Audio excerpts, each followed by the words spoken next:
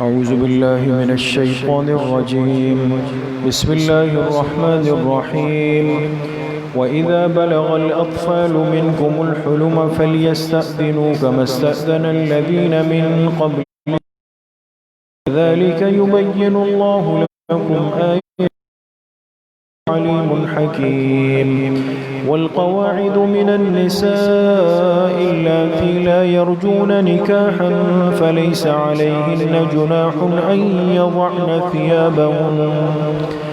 أن يضعن ثيابهن غير متبرجات بزينة وأن يستعففن خير لهن والله سميع عليم صدق اللہ العظیم۔ یہ سورۃ النور کی آیت نمبر 19 تلاوت کی گئی ہے۔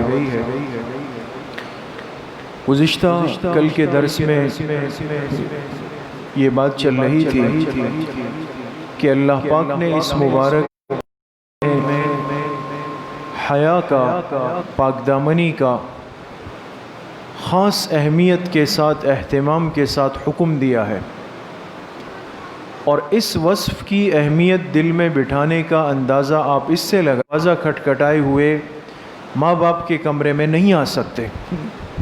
کل یہ بات عرض ہوئی، کیوں؟ اس کی وجہ یہ ہے کہ وہ اوقات جو انسان کے آرام کے ہیں، جیسے عشاء کے بعد، فجر سے پہلے اور دوپہر میں جو قیلولے کا وقت ہے، تو اللہ پاک نے انسان کا مزاج یہ بنایا ہے کہ جب یہ آرام کرتا ہے، لیٹتا ہے، سوتا ہے، تو یہ ایک بے تکلفی کا ماحول چاہتا ہے، ایک بالکل ایسا ماحول ہو، ایسی ترتیب ہو کہ کوئی آ جا کر اس کو دیکھ کر پریشان نہ کرے۔ اس لیے آپ غور کریں، آرام کے وقت انسان کیا کرتا ہے؟ جسم کے زائد لباس کو ہٹا دیتا ہے، قمیص ہٹا دیتا ہے اور ایسا لباس پہن لیتا ہے جس میں سہولت کے ساتھ یہ آرام کر لے۔ تو سونے کے لیے گویا مستقل ایک ڈھیلا ڈھالا لباس ہوتا ہے، اور انسان وہ کیوں پہنتا ہے؟ تاکہ بے تکلف ہو کر سہولت سے، راحت سے سو جائے۔ اب اگر اس صورتحال میں اگر کوئی بلا جھجک، بلا دھڑک اجازت لیے ہوئے کمرے میں آیا، تو خدا نخواستہ یہ اندیشہ ہے کہ اس آرام کی کیفیت میں کسی کا سطر یا سطر کا حصہ ظاہر نہ ہو رہا ہو اور بچے کی نظر اس پہ پڑ جائے۔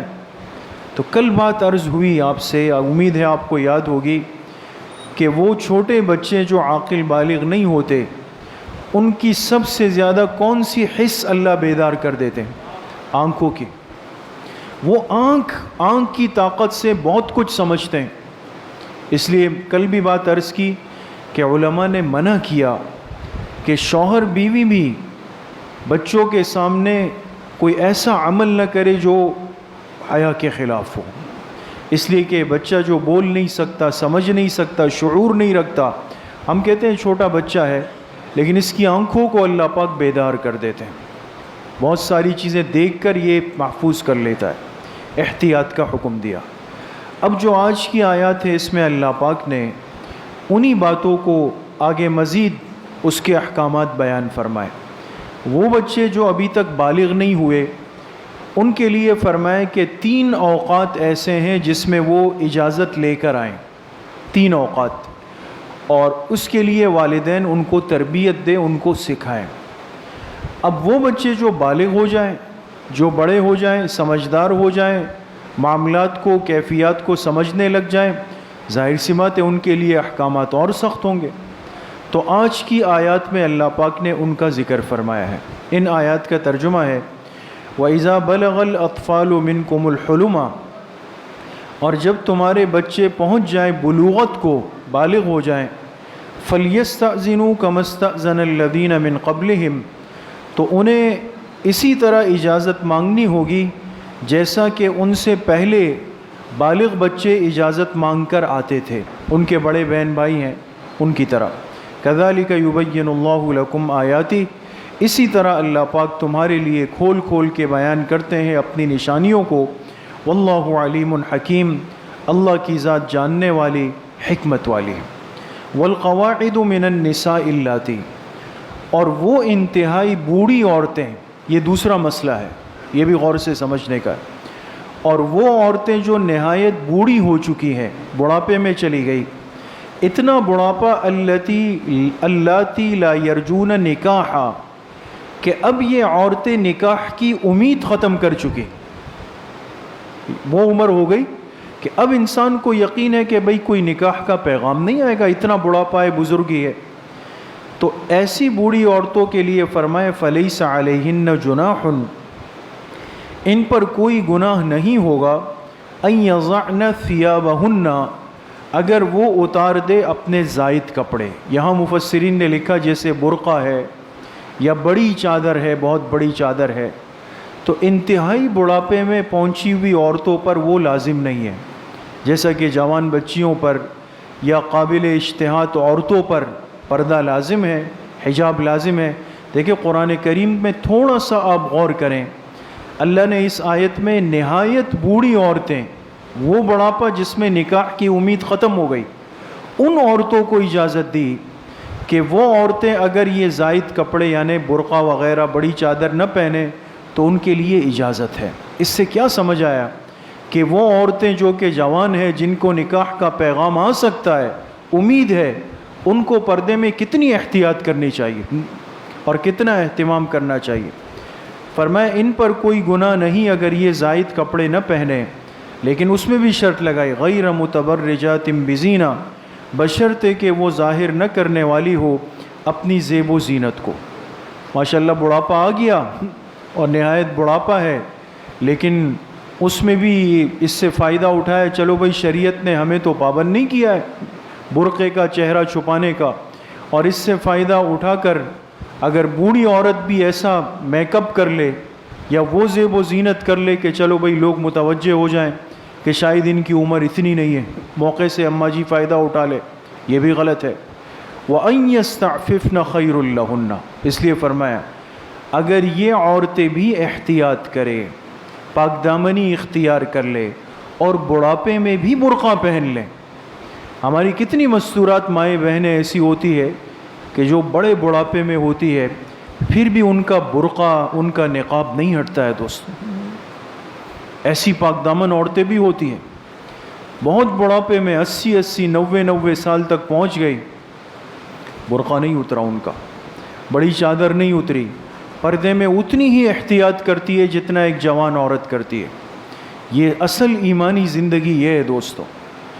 فرمایا واللہ سمیع علیم، اور اللہ کی ذات ہی سننے والی اور جاننے والی ہے۔ تو ان دو آیات میں میرے دوستو بزرگوں اللہ پاک نے ایک تو بالغ بچوں کے احکامات ذکر کیے کہ جو بچے بالغ ہو جائیں، عاقل ہو جائیں، تو ان کے لیے گھر میں داخل ہوتے ہوئے، ماں باپ کے کمروں میں جاتے ہوئے، بڑے بہن بھائیوں کے کمروں میں جاتے ہوئے یا اپنے محارم کے پاس جاتے ہوئے اجازت لینا شرط ہے اور ضروری ہے۔ اب رہی یہ بات کہ بچوں کو کب بالغ سمجھا جائے، بعض دفعہ یہ مسئلہ بھی لوگ بہت پوچھتے ہیں، اس میں پریشان رہتے ہیں کہ بھئی کب ہم سمجھے کہ ہمارے بچے بچیاں بالغ ہو گئے۔ دیکھیں اس میں آسان سا میں عرض کر دوں، گہرائی میں جائے بغیر، کہ فقہاء نے یہ لکھا ہے کہ ایک بلوغت تو وہ ہے جو اللہ کی فطری ترتیب پر بچوں میں آ جائے۔ وہ آپ حضرات جانتے ہیں کہ بچوں میں یعنی لڑکوں میں اگر وہ کیفیت آ جائے کہ ان کو بدخوابی ہو جائے، بدخوابی آپ سمجھتے ہیں، یعنی ایسا خواب آ جائے کہ جس میں ان کے جسم سے منی خارج ہو جائے، جس کو ہم احتلام کہتے ہیں، بدخوابی کہتے ہیں، اگر یہ کیفیت ایک بچے پر، لڑکے پر آ جائیں، چاہے 12 سال میں ہو، چاہے 13 سال میں ہو، چاہے 14 سال میں ہو، لیکن یہ کیفیت جب شروع ہو جائے تو سمجھ جائے کہ یہ بچہ اور یہ لڑکا یہ بالغ ہو گیا۔ اس میں یہ نہیں دیکھنا کہ اس کے مونچھیں نہیں آئی، اس کے داڑھی نہیں آئی اور یہ تو چہرے سے معصوم لگتا ہے۔ شریعت کے احکامات اپنی جگہ مسلم ہیں، اس میں ہمارے ضابطے نہیں چلیں گے۔ اور بچیوں میں ضابطہ یہ ہے کہ جب ان کو وہ ناپاکی شروع ہو جائے جو عورتوں کو ہر مہینے آتی ہے، آپ جانتے ہیں یہ ہمارے شرعی دین کے مسائل ہیں، اس میں کوئی حیا شرم نہیں ہے۔ تو اللہ پاک کا نظام یہ ہے کہ بنی آدم کی عورتوں کو جب وہ بالغ ہونے لگے تو ان کے ساتھ اللہ پاک نے ایک جسمانی معاملہ جوڑ دیا کہ ہر مہینے کے کچھ ایام جو کم از کم 3 دن ہوں گے اور زیادہ سے زیادہ 10 دن، جو حیض ہے عورتوں کو آنے والی ماہواری اور ایام ہے، یاد رکھیں شرعی مسئلہ یہ کہ اس کی کم از کم مدت کتنے دن ہے؟ 3 دن، 3 دن سے کم نہیں ہو۔ 3 دن سے کم اگر عورت کو خون آئے اور پھر بالکل نہ آئے تو سمجھ جائے کہ یہ وہ پیریڈز کا خون نہیں تھا، اور زیادہ سے زیادہ مدت 10 دن ہے، اس سے زیادہ نہیں، اس سے زیادہ ہوگا وہ بیماری کا خون ہوگا۔ اس لیے اللہ کا نظام یہ ہے کہ عورت کے لیے ایک عادت طے ہو جاتی ہے، اللہ کی مہربانی ہے یہ عورتوں پر، ہر عورت کی ایک عادت ہوتی ہے کہ 3 سے اوپر اور 10 کے درمیان، کسی کی 5 دن، کسی کی 6 دن، کسی کی 7 دن، 8 دن، 9 دن، 10 دن تک۔ اب یہ عادت کی وجہ سے عورتوں کی ٹینشن ختم ہو جاتی ہے، ہر مہینے ان کو علم ہوتا ہے کہ بھئی اتنے دن وہ میری ناپاکی کے ایام ہے، کبھی اس میں اونچ نیچ بھی ہو جاتی ہے، آؤٹ ہو جاتا ہے معاملہ، لیکن ایک ترتیب بہرحال اللہ پاک جوڑ دیتے۔ تو اگر بچیوں کو ایسا خون آنا شروع ہو جائے یہ ان کے بالغ ہونے کی دلیل ہوتی، سمجھ گئے آپ بات؟ اور اگر اس کیفیت میں سے کوئی کیفیت محسوس نہیں ہوئی، بچے خود بتا نہیں پا رہے، نہ بڑوں کو محسوس ہوا، سمجھ گئے آپ حضرت، تو پھر انسان کس چیز کا اعتبار کرے؟ پھر فقہا نے جو اس کی عمر طے کی ہے وہ ہے 15 سال۔ 15 سال یہ وہ حد اور لمٹ ہے کہ اگر ماں باپ کو، بڑوں کو یا خود بچوں کو کچھ اندازہ نہیں ہو رہا کہ پتہ نہیں ہم پر نماز روزے فرض ہے یا نہیں ہے، ہمیں تو کچھ سمجھ نہیں آ رہا۔ بعض بچے ماشاءاللہ گناہوں سے بچتے ہیں، ماحول میں جڑتے ہیں، ان باتوں سے دور ہوتے ہیں، ان کو سمجھ نہیں آ رہا۔ بڑوں کے لیے فقہا نے لکھا ایسی صورت میں بچوں کے بالغ ہونے کی عمر کتنے سال سمجھی جائے گی؟ 15 سال۔ 15 سال ہو گئی، بس بلوغت کا حکم لگ گیا۔